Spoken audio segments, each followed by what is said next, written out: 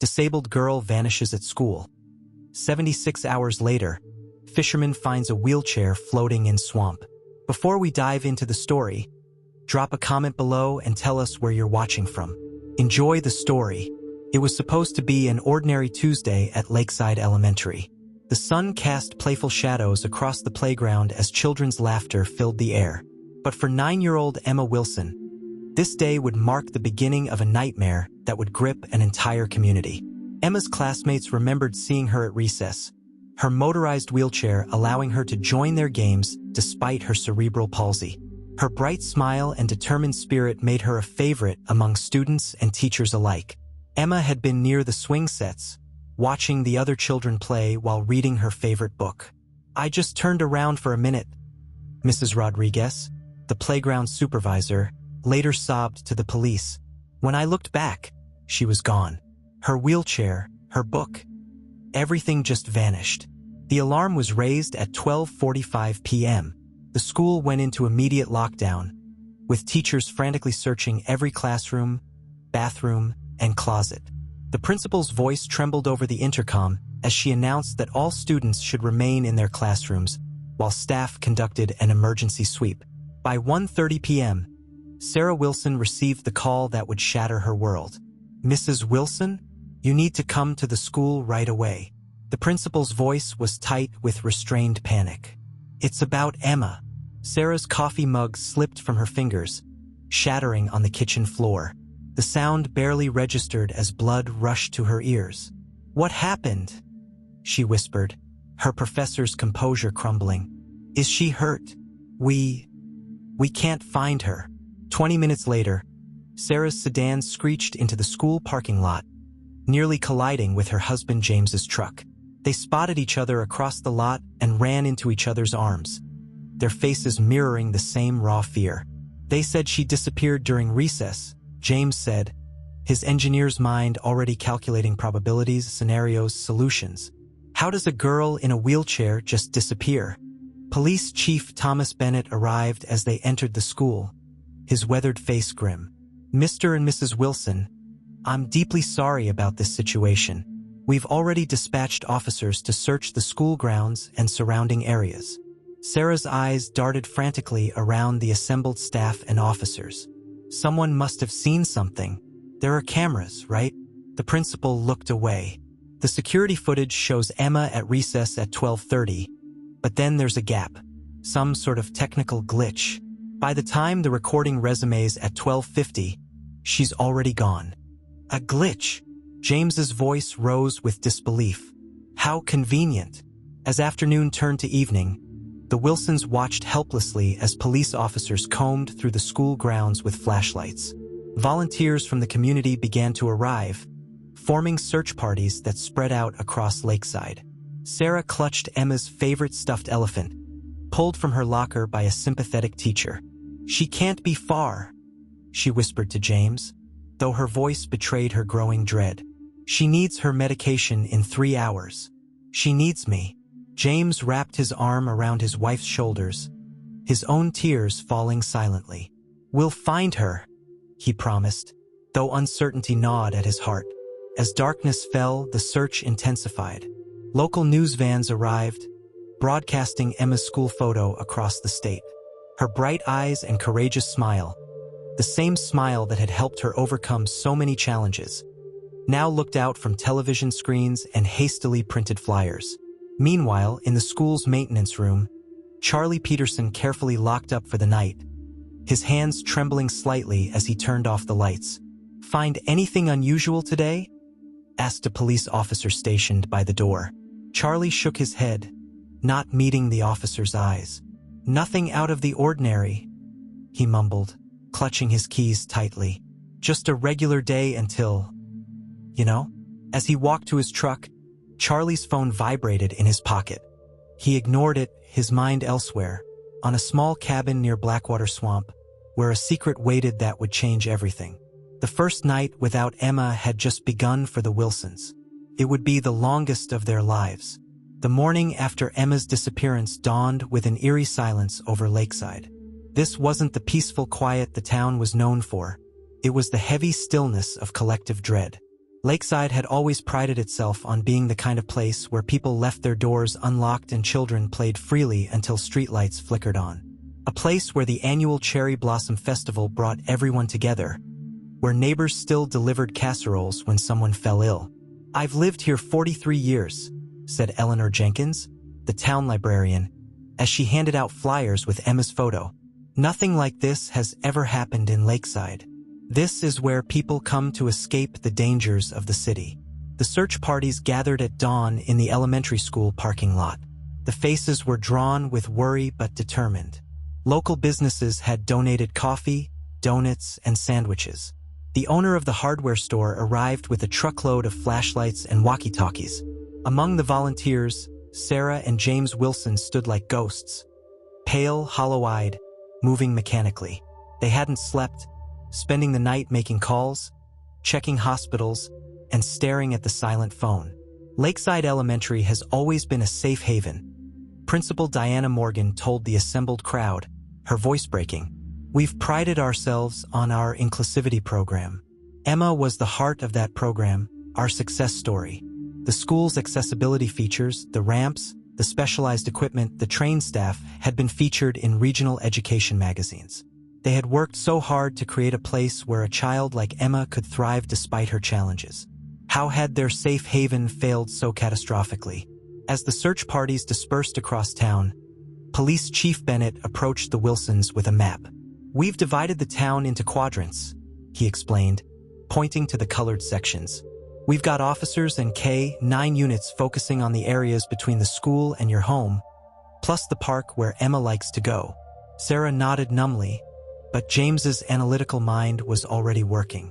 "What about the school staff?" he asked. "Has everyone been questioned?" "We've interviewed all teachers and staff present yesterday," Bennett confirmed. "Everyone has been cooperative, though we're still waiting on complete background checks." As they spoke, a maintenance truck pulled into the lot. Charlie Peterson stepped out, dressed in his usual gray uniform. He hesitated when he saw the crowd, then walked over to Principal Morgan. "I'd like to help with the search," he said quietly. "I know all the hidden spots around the school grounds where a child might be." The principal nodded gratefully, not noticing how Charlie's eyes darted nervously toward the police officers, or how his fingers tapped an anxious rhythm against his leg. Across town, 5-year-old Tyler Mason pointed excitedly at the playground. "Mommy, look! The girl in the special chair was going that way yesterday with the sweeping man." His mother, distracted by her phone, barely glanced up. "That's nice, honey." "He said she needed special medicine," Tyler continued, already losing interest as he spotted the swings. "They went in his truck." The crucial witness raced off to play, his innocent observation fading into the background noise of an ordinary day at the park, an observation that could have changed everything. As morning stretched into afternoon, the community's initial shock hardened into grim determination. Lakeside might have been blindsided by this tragedy, but they would stand together to bring Emma home. What no one yet realized was that the peaceful facade of their perfect town concealed secrets darker than they could imagine, and that the truth about Emma's disappearance was closer than any of them knew. 3 days had passed since Emma disappeared, and the Wilson home had transformed into an impromptu command center. The dining room table vanished beneath maps of Lakeside, each marked with colored pins indicating searched areas. The refrigerator door was plastered with Emma's smiling photos, a visual reminder of who they were fighting for. Sarah Wilson sat cross-legged on the floor, surrounded by printouts of security footage from businesses near the school.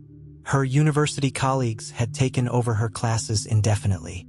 Dark circles shadowed her eyes, and her normally neat auburn hair hung limply around her face. "There has to be something we're missing," she murmured, squinting at a grainy image from a gas station camera. "People don't just vanish." In the kitchen, James paced while on the phone with his engineering firm. "I don't care about the deadline," he snapped, his voice hoarse from lack of sleep. "My daughter is missing. The project can wait." He hung up and pressed his palms against the counter, shoulders slumping beneath the weight of helplessness. James had built his career on solving problems, finding logical solutions to complex challenges. But this defied all logic. This was his worst nightmare, and no amount of analytical thinking seemed to help. The doorbell rang, startling them both. Sarah scrambled to her feet, heart racing with hope that quickly faded when she opened the door to find neighbors Carol and Bill Thomas holding a casserole dish. "We thought you might not be thinking about eating," Carol said gently, pressing the dish into Sarah's hands. "It's lasagna, Emma's favorite." At the mention of their daughter, Sarah's composure cracked. The tears she'd been holding back all morning spilled down her cheeks. "Thank you," she whispered, the words inadequate for the rush of gratitude she felt. Bill cleared his throat awkwardly. "Any news?" James appeared behind Sarah, shaking his head. "Nothing concrete. The police found tire tracks near the service entrance of the school, but they could belong to any delivery truck." What James didn't mention was the growing knot of dread in his stomach. With each passing hour, statistics about missing children loomed larger in his mind, cruel numbers he couldn't stop calculating. After the neighbors left, the Wilsons returned to their vigil. The landline rang continuously with calls from concerned community members, reporters seeking statements, and occasionally, cruel pranks that left Sarah sobbing in the bathroom. "We need to eat something," James said eventually, opening the lasagna. The rich aroma filled the kitchen, a jarring note of normalcy in their shattered world. Sarah stared at the serving he placed before her. "Emma needs her afternoon medications by now. Her muscles will be cramping terribly." Her voice broke. "Whoever has her, do they know? Are they giving her what she needs?" James reached across the table, gripping her trembling hands. "Emma is smart. She knows her medication schedule. She'll tell them." "If they're listening," Sarah whispered, the unspoken fears hanging between them. The phone rang again. James answered, expecting another well-meaning neighbor. Instead, Police Chief Bennett's grave voice came through. "Mr. Wilson, we've found something. I'm sending an officer to pick you both up." James froze, fear crystallizing in his veins. "What is it? Is it Emma?" "Not Emma," Bennett replied carefully. "But it's her wheelchair. A fisherman found it in Blackwater's swamp this morning." The phone slipped from James's numb fingers. Sarah was staring at him, her face a silent question he couldn't bear to answer. How could he tell her that the device that gave their daughter freedom, the customized chair they'd saved for years to afford, had been discovered abandoned in dark waters 5 miles from the school? And how could either of them face what that might mean for Emma? Blackwater Swamp lived up to its name. Dark waters stretched beneath a canopy of moss-draped cypress trees, creating a primeval landscape that felt disconnected from the manicured lawns of Lakeside. The morning mist still clung to the surface as police boats cut through the murky water. Randall Cooper, a weathered local fisherman in his 60s, stood on the shore, repeatedly removing and replacing his worn cap as he spoke with Chief Bennett. "Been fishing these waters for 40 years, he said, pointing a gnarled finger toward a cordoned area where divers in black wetsuits slid beneath the surface. "Never seen nothing like this. Thought it was some kind of fancy lawn chair at first, till I got closer." Sarah and James Wilson stood a few feet away, arms wrapped around each other for support. The morning air was cool, but sweat beaded on James's forehead. Sarah hadn't spoken since they'd arrived, her lips pressed into a bloodless line. "Mr. Cooper noticed it around 5:30 this morning," Bennett explained, his voice professionally measured. "The chair was partially submerged near that cypress knee. We've expanded the search radius to the entire swamp." A young officer approached, carrying a clear evidence bag. Inside was a small purple backpack, soaked and stained with mud. "Emma's school bag," Sarah whispered, reaching for it instinctively before pulling back. "Her medications are in there." The officer nodded sympathetically. "We've recovered all the contents, ma'am. Everything's being processed." The prescription bottles were still inside. The implication hung heavy in the air. Whoever took Emma hadn't been interested in keeping her comfortable or alive. "I want to see the chair," James said suddenly, his voice hard. Bennett hesitated, then nodded. "This way, but please don't touch anything." They followed him along a wooden boardwalk that extended into the swamp. 20 yards out, Emma's motorized wheelchair sat on a tarp, its once gleaming metal dulled by water damage. The custom pink seat, Emma had chosen the color herself, was stained dark with mud and algae. Sarah's knees buckled. James caught her, his own face contorted with grief. "The electronics are completely waterlogged," Bennett said quietly. "We've got techs checking if any data can be recovered about its last movements." James nodded mechanically, his engineer's mind cataloging details even as his heart shattered. "The joystick is still locked in the forward position," he noted, pointing, "and the safety belt is unfastened." A commotion from the shore drew their attention. A diver had emerged, waving urgently to the forensic team. For one terrible moment, the Wilsons thought the worst had happened, that their daughter's body had been found. But as they hurried back, they saw the diver holding something small and waterlogged. "It's a school ID card," Bennett said after consulting with the evidence technician. "Not Emma's. It belongs to a maintenance worker at Lakeside Elementary." "Who?" James demanded. "Charles Peterson, the school janitor." Sarah gasped. "Charlie? But he's been helping with the search. He's been so concerned." Bennett's radio crackled. After a brief exchange, his expression darkened. "I need to get back to the station immediately. We'll have an officer drive you home." "What is it?" James pressed, grabbing the chief's arm. Bennett hesitated, then lowered his voice. "Peterson didn't show up for work today, and when officers went to his apartment to question him about this ID card, his landlady said he packed a bag last night. Told her he was going fishing for a few days." "Fishing?" Sarah repeated, looking out at the swamp where her daughter's wheelchair had been discarded. As they walked back to the patrol car, the reality of the situation crystallized with terrible clarity. The community search had been looking for a lost child. Now they were hunting for a kidnapper and racing against a clock that might have already run out. Back at the swamp, under the watchful eyes of forensic teams, something small and shiny caught the sunlight as it was bagged as evidence. A silver charm bracelet with a single butterfly charm. Emma's most prized possession, a gift from her parents on her last birthday, left behind like breadcrumbs in a dark fairy tale with no guaranteed happy ending. The fluorescent lights in the Lakeside police station hummed overhead, casting a harsh glow across the conference room where Chief Bennett reviewed the case files. Photographs of Charlie Peterson were spread across the table.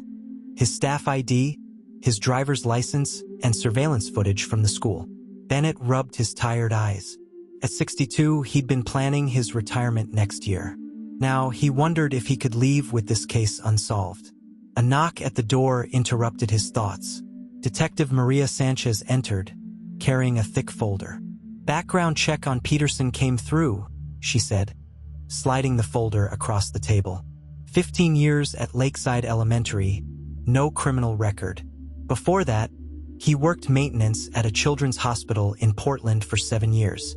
Bennett flipped through the pages. "Family? That's where it gets interesting," Sanchez replied, tapping a document. "He was married, but his wife died 10 years ago. They had a daughter named Lily who passed away 5 years ago. She was 12 and had cerebral palsy, same as Emma Wilson." Bennett's head snapped up. "That can't be coincidence." "There's more," Sanchez continued. "Peterson has a cabin registered in his father's name near the edge of Blackwater Swamp. Property records show he inherited it 8 years ago, but he never updated the deed." Bennett reached for his radio. "I want that cabin surrounded now. No one goes in until I get there." Meanwhile, at Lakeside Elementary, Principal Morgan was conducting her own investigation. In the maintenance office, she searched Charlie's desk, finding nothing unusual until she opened his locker. Inside was a photo of a young girl in a wheelchair, smiling brightly despite the medical equipment surrounding her. On the back was written, "Lily's 10th birthday. Last good day." Morgan's hand trembled as she dialed Bennett's number. "Chief, I found something you need to see." That afternoon, Bennett sat across from Charlie's former supervisor at Portland Children's Hospital. Dr. Elaine Winters was in her late 60s, her silver hair pulled back in a severe bun. "Charlie was devoted to those children," she said, her voice tinged with sadness. especially those in the long-term care unit. He'd fix their TVs, bring them books, spend his lunch hours reading to them. What happened when his daughter was admitted? Bennett asked. Dr. Winters sighed heavily. It broke him. Lily's condition deteriorated rapidly. Our resources were stretched thin, and she wasn't getting the specialized care she needed. Charlie fought with administration, demanded transfers, even threatened legal action. Did he ever become violent? No, but he became obsessed with her care, started bringing in equipment from home, monitoring her medications himself. When she died, he disappeared for months.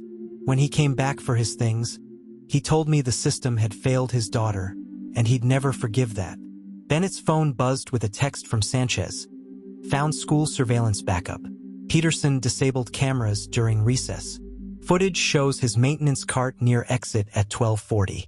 Thank you for your time, Doctor, Bennett said, rising.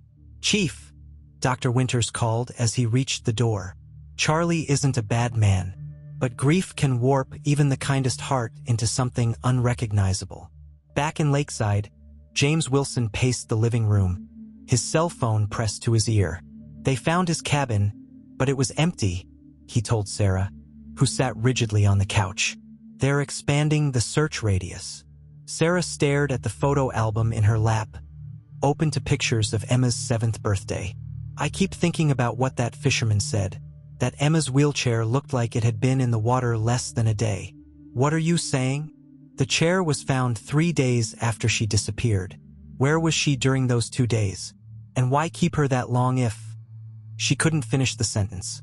James sat beside her, taking her hand. It means she might still be alive.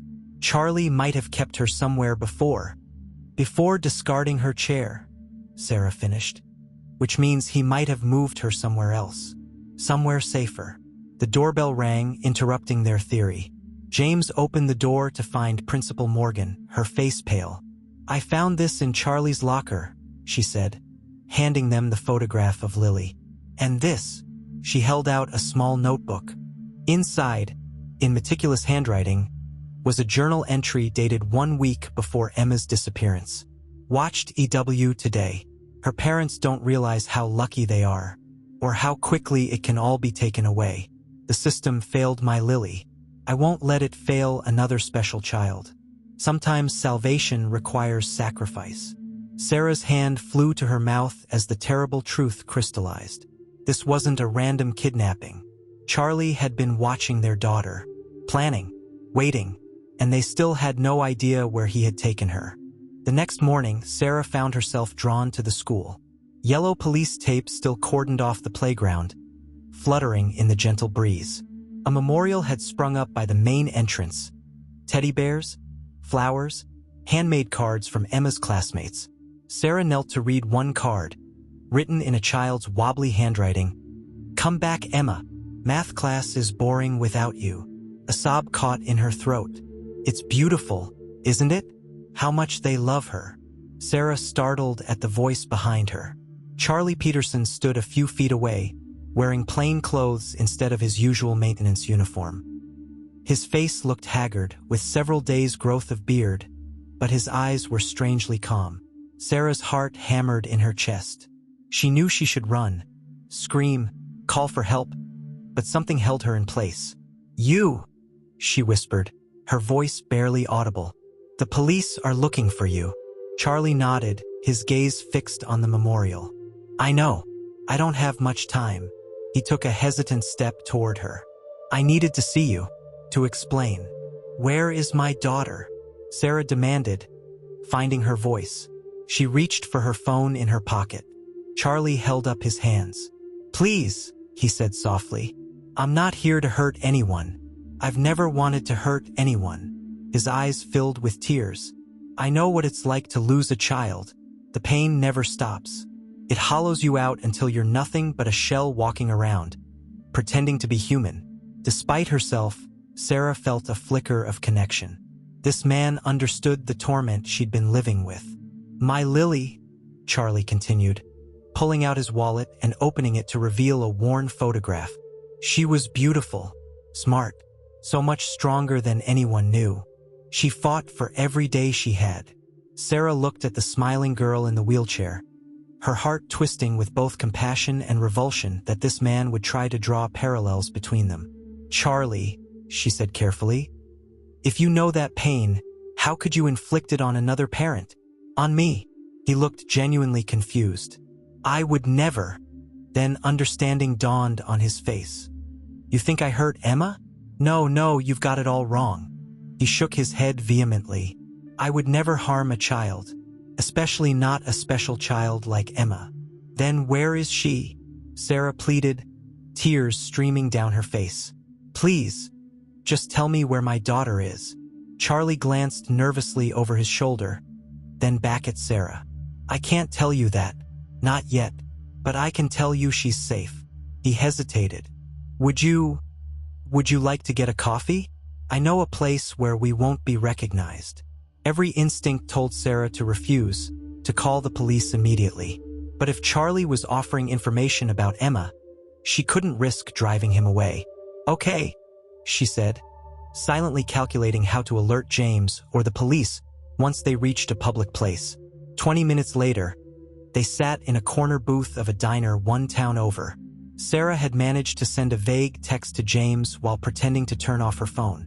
"Lily died waiting for treatment," Charlie said, staring into his untouched coffee. 5 years ago, the specialists kept saying next month. But there was always someone more urgent, someone with better insurance. His knuckles whitened around his cup. The system failed her, just like it fails all the special children. "Emma has excellent care," Sarah countered. "We've made sure of it." Charlie's eyes hardened. "For now. But what happens when your insurance changes? When funding gets cut? When some administrator decides her treatments aren't cost-effective?" He leaned forward. "I've seen it happen over and over. These children deserve better." "So you took her to protect her?" Sarah asked incredulously. "To save her," Charlie corrected, "from a world that will eventually abandon her." Sarah fought to keep her expression neutral, though horror and disgust threatened to overwhelm her. Charlie wasn't just a kidnapper, he was delusional. "I understand now," she said carefully. "You're trying to help." Something in her tone must have betrayed her, because Charlie's expression changed, becoming wary. "You're just saying that," he said, pulling back. "You don't really understand." "I do," Sarah insisted, reaching across the table.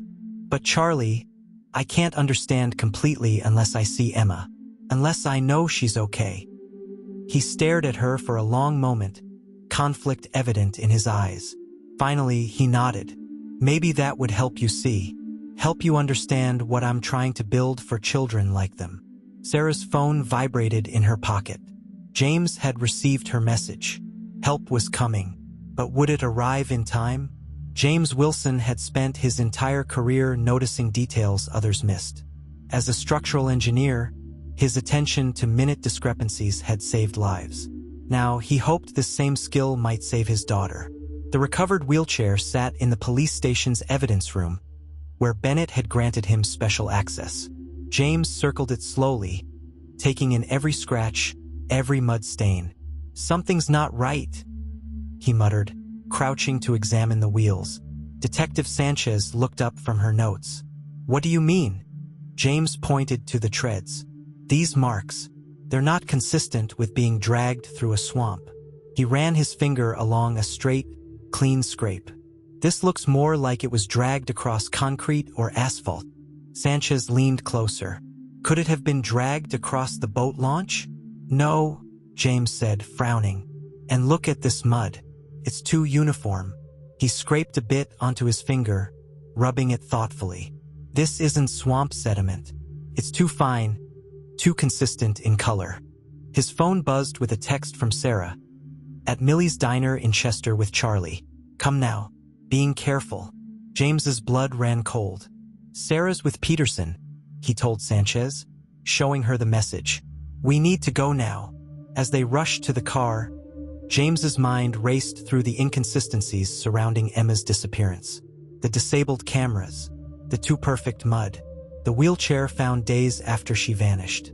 It's staged, he realized suddenly. All of it. Peterson wanted us to find the wheelchair in the swamp. Why? Sanchez asked, peeling out of the parking lot, siren blaring. To make us think Emma was dead, James replied grimly. To stop us from looking. At Millie's diner, Sarah maintained her facade of understanding, though each word from Charlie turned her stomach. His delusion was more elaborate than she'd imagined. I've created a safe place, Charlie was saying, his eyes bright with fervor. A sanctuary where children like Emma will never be at the mercy of bureaucrats or insurance companies. How many children are there? Sarah asked, trying to sound interested rather than horrified. Charlie hesitated.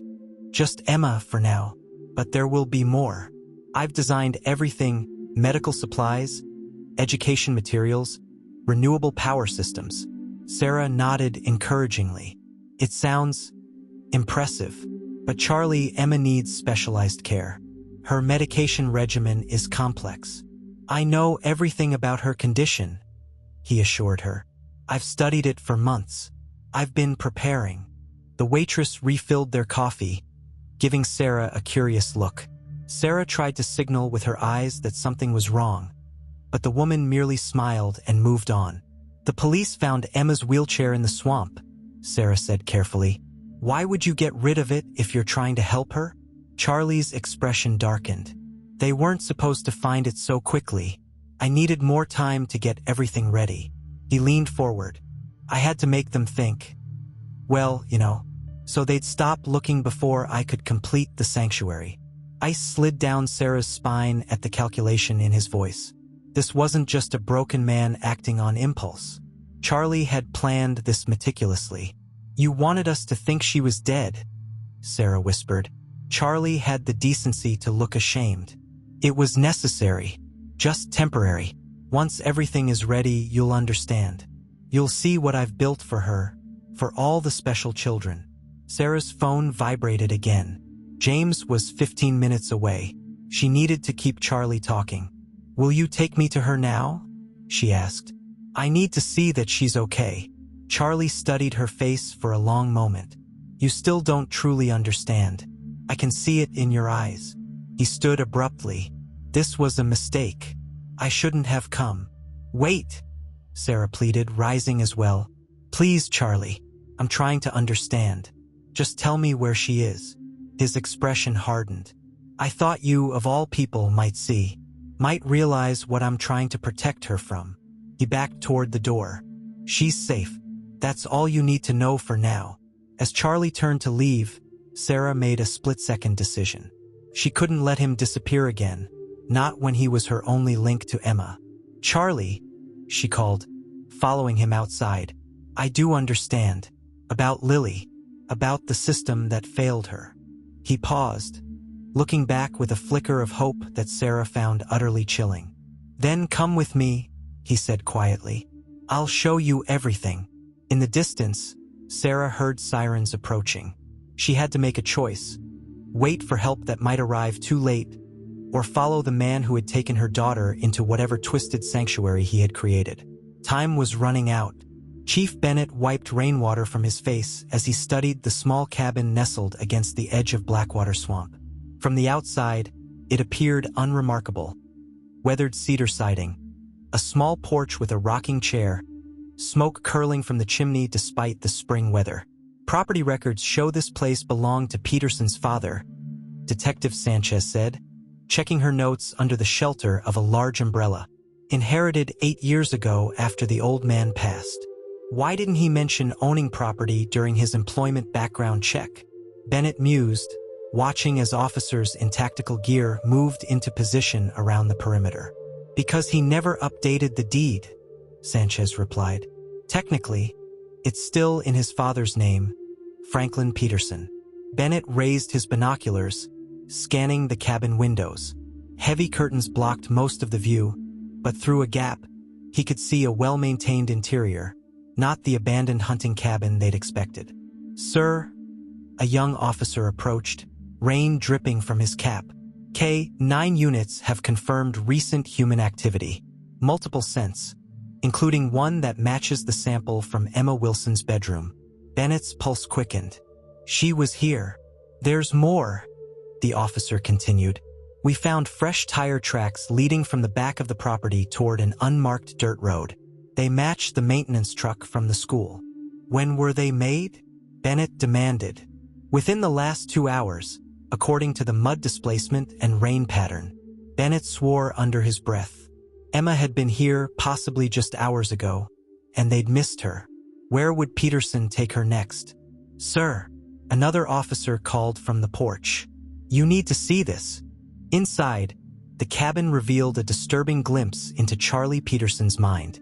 The main room had been converted into what looked like a medical staging area. A hospital-grade bed dominated one wall, complete with monitoring equipment and oxygen tanks. Shelves lined with medications and supplies covered another. Bennett examined the labels on the pill bottles. These are all the medications Emma Wilson takes. He's been collecting them for months. Sanchez opened a notebook on the table. Inside were detailed schedules, medication timings, physical therapy exercises, educational activities. He wasn't just kidnapping her, she said quietly. He was preparing to care for her long-term. In a smaller room, they found an old desk covered with architectural drawings, expansive, elaborate plans for what appeared to be an underground facility. Look at this, Bennett said, pointing to a notation in the margin. Sanctuary Phase 1 complete. He looked up at Sanchez. This cabin wasn't his endgame. It was just a staging area. His radio crackled. Chief Wilson just arrived. Says his wife is with Peterson. Bennett rushed outside to find James, soaked and frantic. Sarah texted that she was with Peterson at a diner, James explained breathlessly. But when we got there, they were gone. The waitress said they left together about 20 minutes ago. Together, Bennett repeated. She went with him willingly? She must be trying to get to Emma, James said. You don't understand. Sarah would do anything to find our daughter. Bennett's phone rang. It was the tech analyst they'd assigned to search Peterson's digital footprint. Chief, we found something in Peterson's email history, the analyst reported. Last year, he applied for a caretaker position at a defunct mining operation about 15 miles northwest of his cabin. The company rejected him, but satellite imagery shows construction activity at the site 3 months ago. Send me the coordinates, Bennett ordered. As they prepared to move out, an officer emerged from the cabin holding a child's drawing. A crayon picture of a little girl in a wheelchair next to a man in blue overalls. At the bottom, in a child's careful handwriting, me and Mr. Charlie in our special place. It's dated yesterday, the officer said quietly. James stared at the drawing, his expression a mixture of hope and horror. She's alive, he whispered. But for how long if she's being moved again? Bennett clapped a hand on James's shoulder. We're closing in, Mr. Wilson. Peterson's running out of places to hide. What none of them realized was that Charlie had spent years preparing his sanctuary, and that his most elaborate measures weren't to keep people out, but to keep his special children in. 15 miles away, Sarah sat in the passenger seat of Charlie's truck, her phone hidden in her pocket, GPS tracking active. As they drove deeper into the forest toward a future she couldn't predict, James Wilson couldn't sit still while the police organized their search party. The knowledge that both his wife and daughter were now in Charlie Peterson's hands was unbearable. When Bennett stepped away to coordinate with other officers, James slipped past the police line and headed to his car. Mr. Wilson, Detective Sanchez called, hurrying after him. Where are you going? I can't just wait here, James said, unlocking his door. Sarah's got her location sharing on. I can track where Peterson's taking her. Sanchez hesitated, then nodded. I'm coming with you.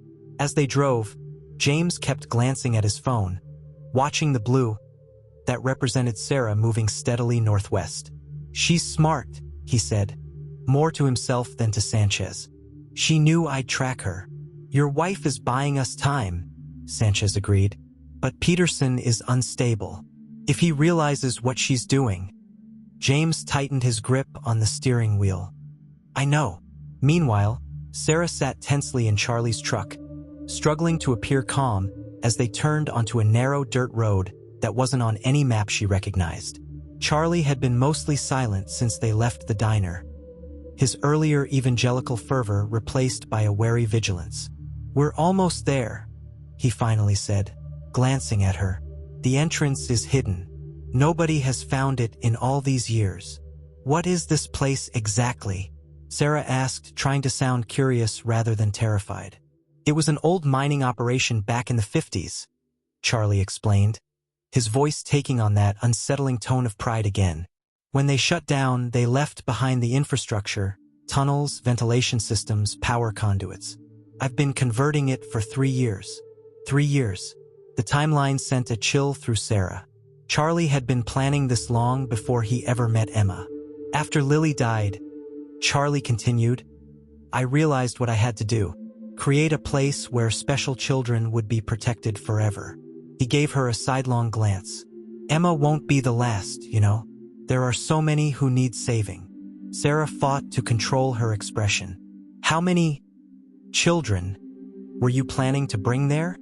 "The main facility can comfortably house 12, he said matter-of-factly, as if discussing a daycare center rather than an underground prison.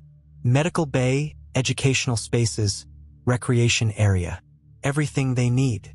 Sarah's phone vibrated in her pocket. She resisted the urge to check it, praying it was James following her location. "Here we are," Charlie announced, bringing the truck to a stop in what appeared to be a natural clearing. Nothing about it suggested an entrance to an underground facility. Charlie retrieved a heavy backpack from behind his seat and gestured for her to follow. "It's about a 10-minute walk from here. I have to keep the vehicle access separate from the main entrance. Security measures." As they walked, Sarah memorized landmarks. A lightning-struck oak, an unusual rock formation, the sound of water nearby, anything that might help a search party find this place again. "You really thought of everything," she commented, hoping to keep him talking. "Had to," Charlie replied. "The system has resources, connections. If they found us before everything was ready." He shook his head.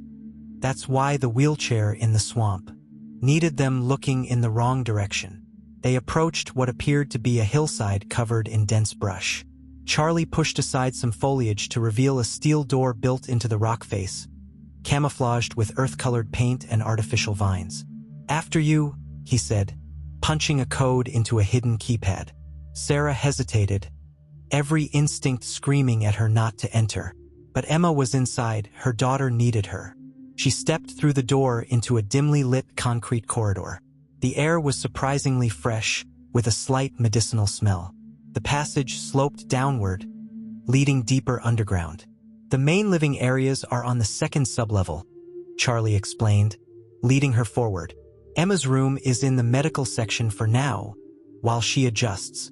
"How is she?" Sarah asked, her voice breaking despite her efforts to remain composed. "Is she okay?" Charlie's expression softened. "She was scared at first, of course, but she's adapting well. She's a very brave girl." He looked at Sarah with genuine warmth that made her skin crawl. "She reminds me so much of Lily." They reached another door, this one requiring both a keycard and another code. As Charlie unlocked it, Sarah glanced back the way they had come, mentally marking the exit route. "One more thing," Charlie said, turning to her with sudden intensity. "Before you see her, you need to understand the rules. This is for Emma's protection, for all of their protection eventually. No one leaves the sanctuary, ever." The door swung open to reveal his underground kingdom, and Sarah finally understood the full extent of Charlie Peterson's madness. Sarah's composure nearly shattered when she saw what lay beyond the door. The space was vast, a converted mining chamber transformed into what could only be described as an underground compound. Clean white walls, fluorescent lighting, and smooth concrete floors gave it the sterile feel of an institution, yet touches of forced cheerfulness. Colorful murals, potted plants, comfortable furniture created an unsettling contrast. "Welcome to Sanctuary," Charlie said, his voice reverent. "Everything a special child could need, protected from the outside world forever." Sarah saw medical equipment that would rival a hospital's, an educational area with computers and books, even a small indoor garden under grow lights. The resources and planning were staggering and terrifying. "Where is Emma?" she asked, unable to maintain the pretense any longer. Charlie's expression softened. "This way. She's been asking for you." He led her down a corridor lined with doors, rooms clearly intended for future residents. Each had a window, a hospital bed, and equipment customized for different disabilities. The sight made Sarah's stomach turn. At the end of the hall, Charlie stopped at a door decorated with butterfly stickers, Emma's favorite. Through the window, Sarah saw her daughter lying in bed, surrounded by monitoring equipment, and 4 in her arm.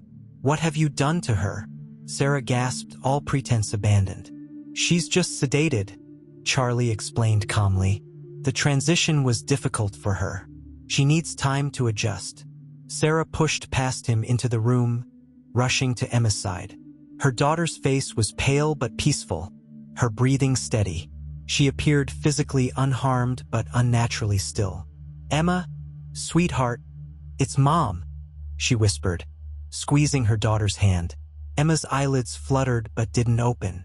Charlie stood in the doorway, watching with an expression of paternal pride that made Sarah's skin crawl. "See? She's perfectly safe. I've been administering her medications exactly as prescribed." Sarah saw Emma's chart hanging at the foot of the bed, with detailed notes in Charlie's meticulous handwriting. He had indeed been caring for her medical needs with disturbing precision. "Charlie," Sarah said carefully, turning to face him, "I understand now what you're trying to do, but this isn't right. Emma needs to come home." His expression darkened. "Home? Where the system can fail her like it failed Lily. You still don't understand." "I do understand loss," Sarah insisted, taking a cautious step toward him. "When Emma disappeared, I felt like my world ended. I couldn't breathe, couldn't think. That pain you felt when Lily died. I've been living it every minute since you took Emma." Something flickered in Charlie's eyes, doubt, perhaps, or recognition. "The difference," Sarah continued, "is that I can still get Emma back. She's still alive, Charlie. You can end this nightmare right now." "It's not that simple," Charlie replied, his voice hardening. "I've invested everything in this place, in saving these children." "There are no other children," Sarah pointed out gently. "Just Emma, and she doesn't need saving. She needs her life back." Charlie's face contorted with sudden anger. "You're just like the rest. You can't see what I'm trying to build, the protection I'm offering." He lunged forward, grabbing Sarah's arm. "You said you understood. You lied to me. Let go of me," Sarah demanded, struggling against his grip. "I can't let you take her," Charlie said, his voice dropping to a dangerous whisper. "I can't let you leave at all now. You've seen everything." Sarah realized with horror that she had miscalculated. She'd hoped to reason with Charlie, to appeal to whatever humanity remained in him. Instead, she'd cornered a deeply disturbed man who now saw her as a threat to his delusional mission. "My husband knows where I am," she bluffed, praying it was true. "I shared my location with him. The police are probably already on their way." Charlie's eyes widened, then narrowed with calculation. He pulled Sarah away from Emma's bedside, toward the door. "Then we need to move quickly. I have contingency plans." "No!" Sarah broke free of his grip, positioning herself between Charlie and Emma's bed. "I won't let you take her again." "You don't have a choice," Charlie replied, reaching into his pocket and pulling out a syringe. "I'm sorry it has to be this way, Sarah. I thought you might be different, that you might even help me find more special children who need saving." Sarah backed away, desperately looking for something to use as a weapon. On a nearby medical tray, she spotted a pair of scissors. "Charlie, think about what you're doing," she pleaded, inching closer to the tray. "Is this what Lily would want? For you to become a kidnapper? A murderer?" At the mention of his daughter's name, Charlie faltered. "Don't talk about Lily. You didn't know her." "I know she was loved by her father," Sarah said. "A good father who got lost in his grief. Their standoff was interrupted by the faint wail of sirens in the distance. Charlie's head snapped toward the sound, his face contorting with panic and rage. "You did lead them here," he snarled, lunging toward Sarah with the syringe raised. Sarah grabbed the scissors and prepared to defend herself and her daughter, knowing the next few moments would determine whether either of them would ever see daylight again. James Wilson killed the engine of his car at the edge of the forest clearing where Sarah's phone signal had stopped moving. Detective Sanchez was already on the radio, coordinating with Chief Bennett's approaching units. "No sign of Peterson's truck," she noted, scanning the area. James pointed to a narrow path nearly hidden by underbrush. "Look, footprints in the mud. 2 sets. A man's work boots and smaller prints that could be Sarah's." They followed the trail cautiously, Sanchez with her weapon drawn. The distant wail of sirens echoed through the trees as Bennett and his team drew closer. "How much further?" James whispered, eyeing the dense forest nervously. Sanchez checked her phone. Sarah's signal ends about 100 yards ahead. They crested a small rise and paused. Below them, barely visible among the foliage, was what appeared to be a steel door built into the hillside. "An old mining operation," Sanchez murmured. "Peterson's converted it." James started forward, but Sanchez held him back. "Wait for backup. We don't know what's in there or how Peterson will react if cornered." But at that moment, a scream echoed from somewhere beyond the door. Sarah's voice. James broke free of Sanchez's grip and sprinted down the hill. Inside the facility, Sarah ducked as Charlie lunged with the syringe. The needle grazed her arm as she spun away, slashing wildly with the scissors. Charlie howled as the blades caught his forearm, drawing blood. "You don't understand what you're ruining," he shouted, his face contorted with rage. "I've worked for years on this place."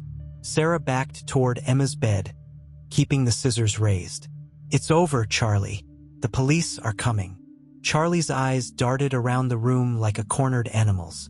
Then his gaze settled on Emma's unconscious form, and a terrible calm seemed to wash over him.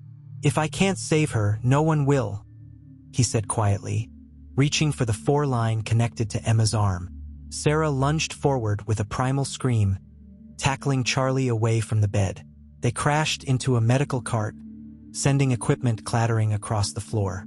Charlie was stronger, but Sarah fought with a mother's desperate fury, keeping him away from her daughter. "Run, Sarah!" a voice shouted from the doorway. James stood there, his face pale with shock as he took in the underground room and his sedated daughter. Charlie seized the moment of distraction to shove Sarah aside and bolt for a side door. James hesitated, torn between pursuing Charlie and rushing to his family. "Get Emma!" Sarah gasped, struggling to her feet. "I'll go after him." Before James could stop her, Sarah was running after Charlie, her maternal rage propelling her forward. The side door led to a narrow maintenance corridor that sloped upward. Ahead, she could hear Charlie's footsteps and labored breathing. The passage emerged in a different part of the forest. Sarah burst out into the daylight just in time to see Charlie disappearing among the trees. Without hesitation, she followed, driven by 4 days of fear and anguish finally finding its target. The forest floor was treacherous with exposed roots and slippery leaves. Sarah stumbled but kept going, guided by the sound of breaking branches ahead. The gap between them was closing. Charlie was tiring, slowed by his injured arm. The trees thinned, and suddenly Sarah found herself at the edge of Blackwater Swamp. 50 yards ahead, Charlie was sloshing through the shallows toward a small boat tied to a cypress knee. "Stop!" Sarah shouted, her voice echoing across the water. Charlie turned, his face a mask of desperation. "You've ruined everything," he called back. "All I wanted was to protect them. By kidnapping them, by keeping them prisoners underground." Sarah edged closer, wading into the water. "That's not protection, Charlie. That's abuse." Something seemed to break in Charlie then. His shoulders slumped, and his voice cracked with genuine bewilderment. "I don't understand why you can't see it. The world is cruel to special children. I was building them paradise." "A prison can never be paradise," Sarah said, moving cautiously closer. No matter how gilded the cage, the distant sirens were louder now. Through the trees, Sarah could see flashing lights as police vehicles arrived at the mining entrance. "It's over," she said softly. "Please, Charlie, don't make this worse." For a moment, she thought she'd reached him. His expression softened, becoming almost childlike in its confusion and pain. Then his face hardened again. "If I can't save them, no one can," he repeated and lunged for the boat. Sarah rushed forward, splashing through the knee-deep water. Her foot caught on a submerged root, and she fell, cold water closing over her head momentarily. When she surfaced, sputtering, Charlie was already in the boat, pulling the starter cord on the small outboard motor. "Sarah!" James's voice called from the tree-line. He was running toward the water's edge, followed by Detective Sanchez and several officers. The boat's engine sputtered to life. Charlie gave Sarah one last look, a strange mixture of regret and defiance, then opened the throttle, sending the small craft skimming deeper into the swamp. But he'd only gone 20 yards when a police airboat roared around a bend in the waterway, cutting off his escape. Chief Bennett stood at the bow, megaphone in hand. "Charles Peterson, cut your engine and put your hands up." Charlie looked wildly around, searching for another escape route. Finding none, he slumped in defeat, his grand vision of an underground sanctuary crumbling around him. As Charlie Peterson was handcuffed and led away, Sarah waded back to shore, collapsing into James's arms. Her clothes were soaked, her arms scratched from the chase through the forest, but the only thing that mattered was getting back to Emma. "She's still unconscious," James said, holding Sarah tightly. "The paramedics are with her now. They're bringing her up to the ambulance." Chief Bennett approached, his weathered face showing relief and concern. "Mrs. Wilson, are you all right?" Sarah nodded, though all right seemed a distant concept after what she'd experienced. "What's going to happen to him?" she asked, watching as officers loaded Charlie into a patrol car. "He'll be facing multiple felony charges," Bennett replied. "Kidnapping, false imprisonment, assault. The list is long. His lawyer will probably try for an insanity defense." "He is insane," Sarah said quietly, but in the most methodical way possible. The underground facility had become a hive of activity. Police evidence technicians documented every room, every piece of equipment in Charlie's elaborate sanctuary. K-9 units searched for any other potential victims, though it appeared Emma had been the first. Detective Sanchez emerged from the hillside entrance, carrying a stack of notebooks. "You need to see these, Chief," she said grimly. Peterson had plans to abduct at least 5 more children with various disabilities. He had their routines documented, their medications researched, even floor plans of their homes. Bennett shook his head in disbelief. He was just getting started. Sarah shuddered, realizing how many more families might have experienced the same nightmare if Charlie hadn't been caught. A commotion near the tree line drew their attention. Paramedics were carefully bringing a stretcher up the forest path. On it lay Emma, still unconscious but now with an oxygen mask and additional monitoring equipment attached. Sarah and James rushed to their daughter's side. "We've stabilized her," one paramedic explained as they walked. "The sedatives in her system appear to be standard medical grade, administered in appropriate doses. We've taken blood samples to confirm exactly what she was given." "Will there be any lasting effects?" James asked, his voice tight with worry. "We won't know until the toxicology reports come back," the paramedic admitted. "But her vital signs are strong." They reached the ambulance, where the paramedics prepared to load Emma for transport. Sarah climbed in beside her daughter, while James turned to Bennett. "I want to know everything," he said firmly. "Every detail about what happened to her, what he did, what he was planning." Bennett nodded solemnly. "We'll need both your statements, but that can wait until tomorrow. For now, be with your daughter." As James joined Sarah in the ambulance, officers continued to explore the underground facility. What they discovered painted a disturbing picture of Charlie Peterson's obsession. In a room that appeared to be his private quarters, they found a shrine to his daughter Lily. Photographs, medical records, even her favorite stuffed animals preserved under glass. Beside it was a newer collection. Newspaper clippings about Emma, surveillance photos of her at school, detailed notes about her medical condition. He was replacing his daughter, Sanchez observed to Bennett as they surveyed the room, creating a world where he could control everything, prevent any child from suffering Lily's fate.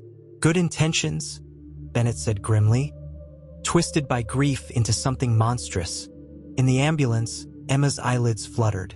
Sarah leaned forward, hope surging in her chest. "Emma? Sweetheart? Can you hear me?" Emma's eyes opened slowly, unfocused at first, then widening with recognition.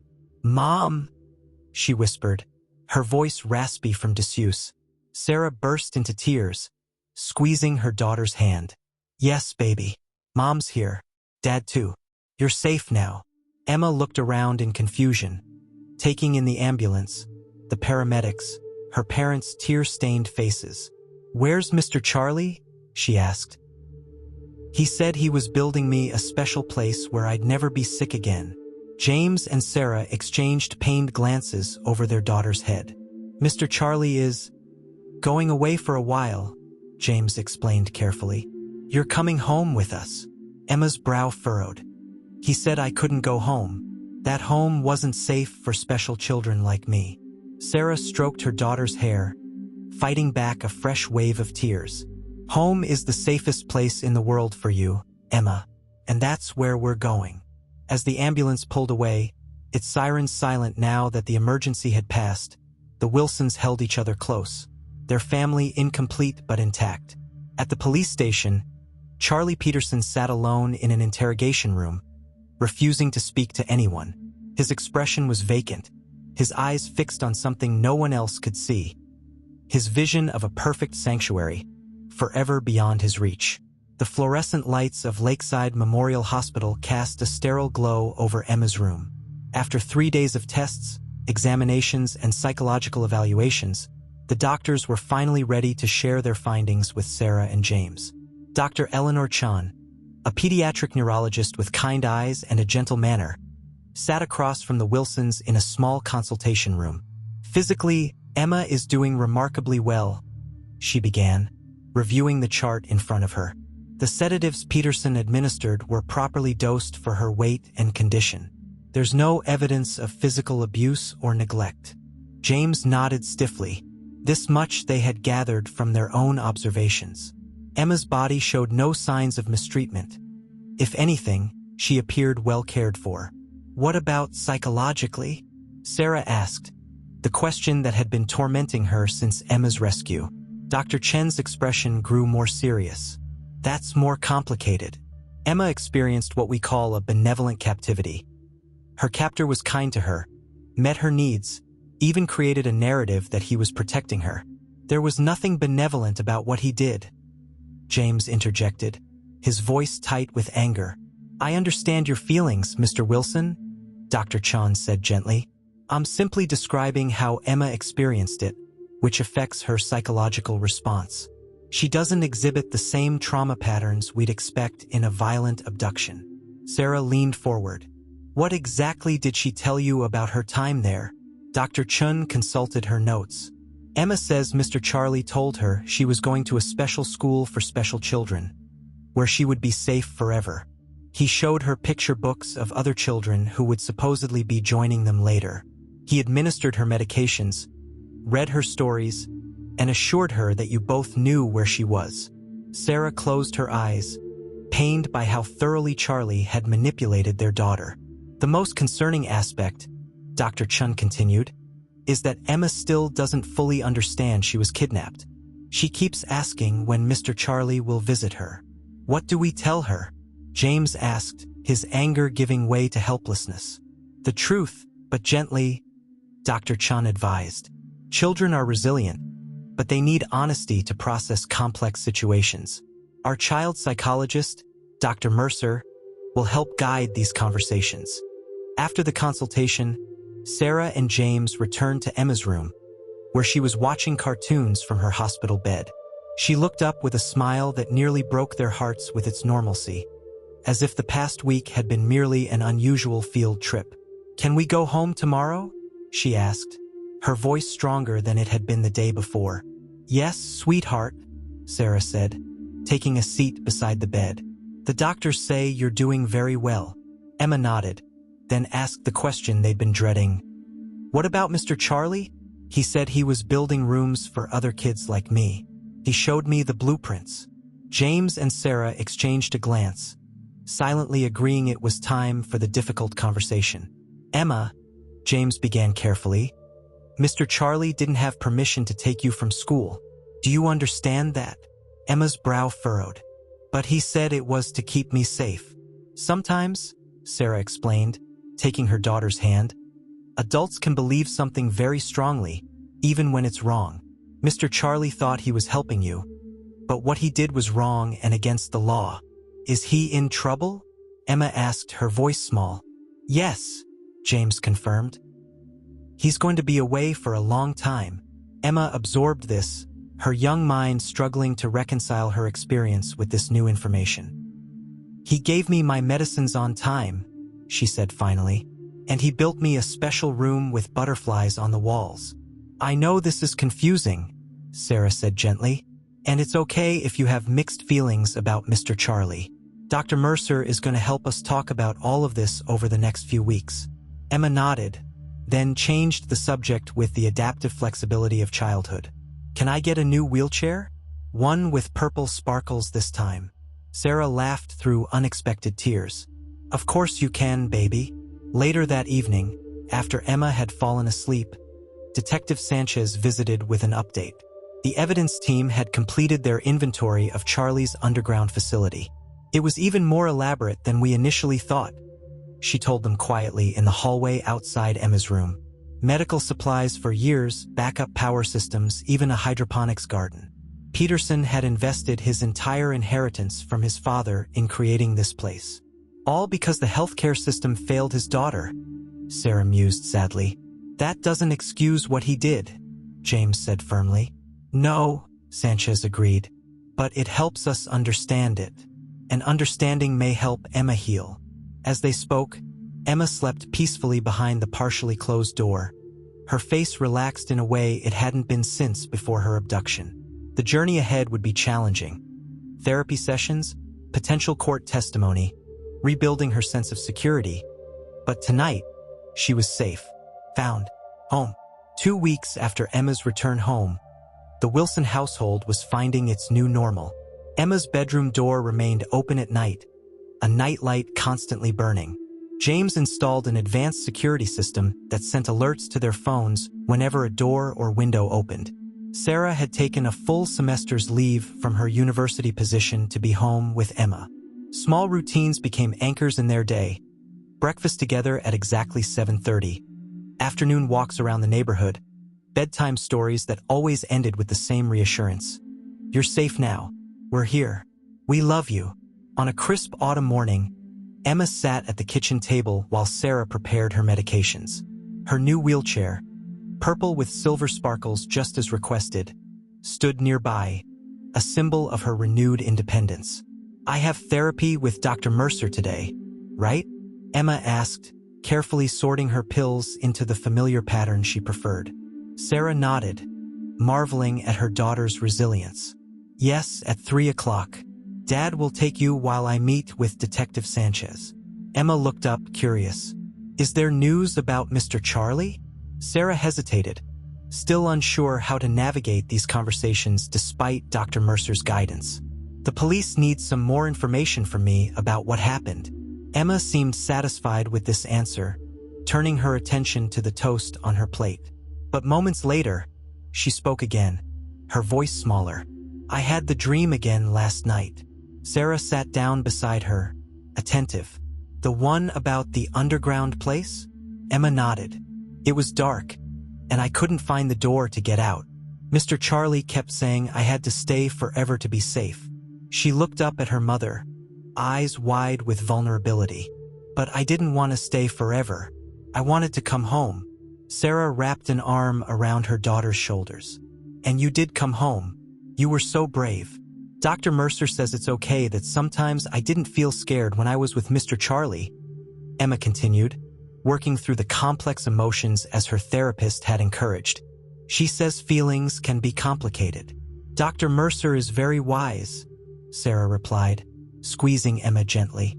Later that day, Sarah sat across from Detective Sanchez at the police station, reviewing her statement for what felt like the 100th time.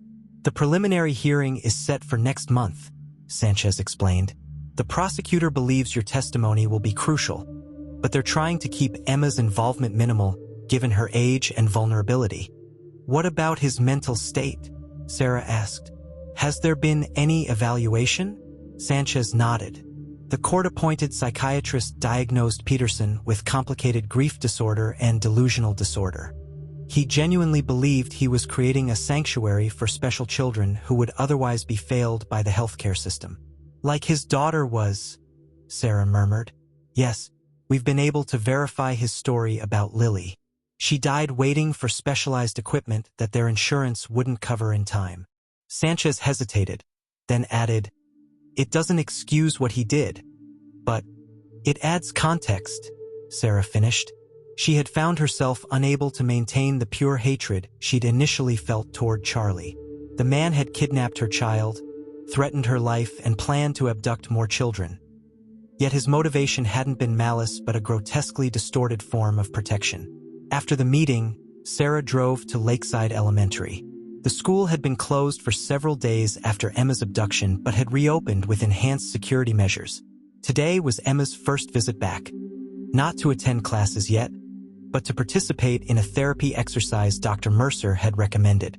James and Emma were waiting in the parking lot, Emma in her new wheelchair, looking apprehensive but determined. Ready? Sarah asked, taking her place beside James. Emma nodded, her small hands gripping the controls of her chair with determination. Together, they approached the main entrance where Principal Morgan was waiting. It's so wonderful to see you, Emma, she said warmly. Everyone has missed you very much.